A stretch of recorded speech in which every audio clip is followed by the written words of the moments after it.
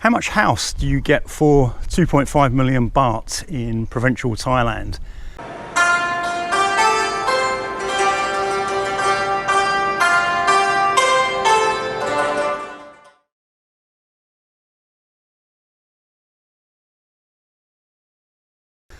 Today I've come to look at a house that my wife's friend is buying. The house is about finished, but she hasn't finalised the mortgage with the bank yet, so she's not ready to move in. But that should be done in the next couple of weeks. And this little development is set in the middle of a rubber plantation. It's very, very peaceful. I think there's about 9 houses. Some are occupied and about 4 are still unoccupied. They're just single story. They're not too big, but my wife's friend is married. They have no kids, so it should be perfectly fine for just 2 people. A very, very peaceful location, which I like. I haven't been here before, so I'm not sure what to expect, but let's just go and take a bit of a close look inside. So this is the house. Parking for 2 cars outside. And Thai houses don't tend to come with very much land. My house has got very, very little garden. It's quite a big house. If I bought a house a similar size in the UK, it would have quite a big garden, but in Thailand it's a tiny garden. But she's got a little bit of land outside. And we go in. And this looks like a kitchen. You don't tend to get very much with new Thai houses. There's just a very basic counter, a couple of cupboards and a sink. And that's about all you get. If you want more, you have to get it fitted yourself and pay for it yourself. This is quite a nice sized room actually. So there's space here for a dining table. So this would be like a kitchen diner. And there's a room at the back. And because it's a single story house, I would assume this is a bedroom. And in temperate countries where there are very cold winters, you need central heating, and all houses will come with central heating. In Thailand, where it's very hot, it's actually 40 degrees today, it's very hot. You need air conditioning, but there's no air conditioning. So you need to put that in yourself. And in my house, we've got 6 air conditioners. And if you get decent inverter units that will sort of save energy, it gets quite expensive. So although the house prices in Thailand seem cheap at first, don't forget that you actually need to do quite a lot to make the houses livable. This room is like a master bedroom, it's a bigger bedroom, and there's an ensuite toilet.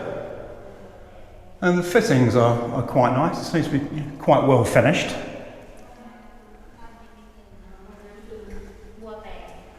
There's another bathroom here with a sink, toilet and shower unit.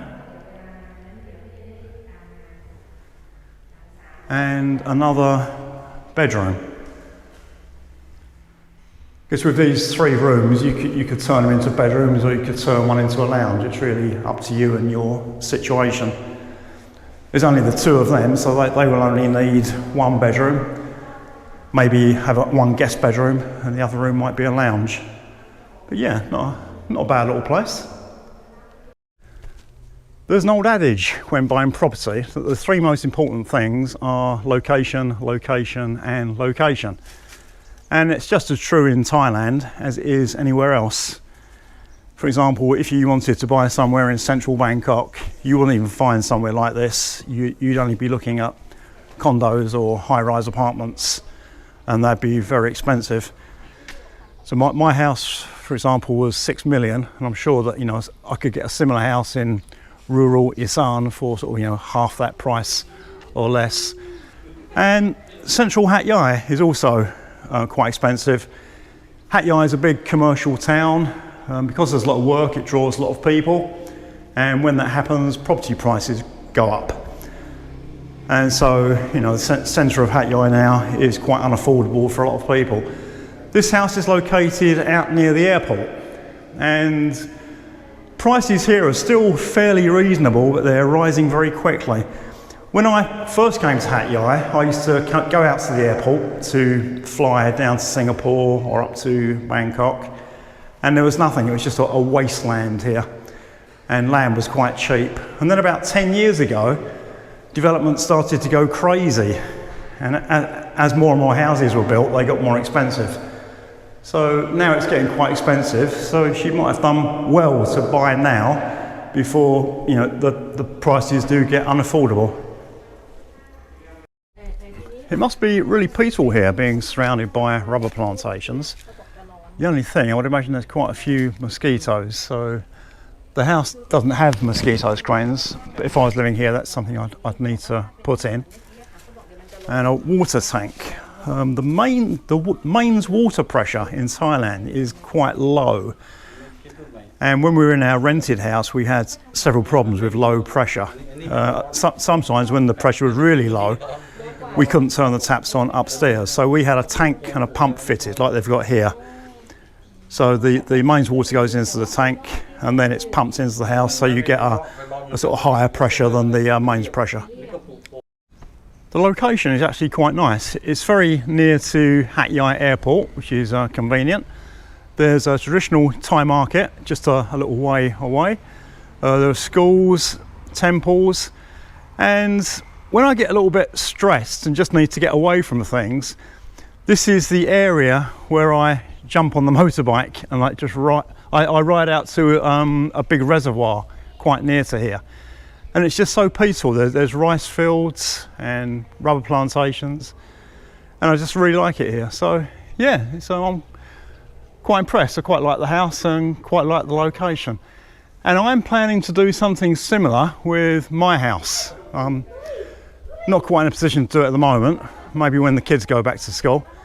I'll just explain my house buying process and take a look around my own place. There are also several cats in this little development, which is a really big bonus for me.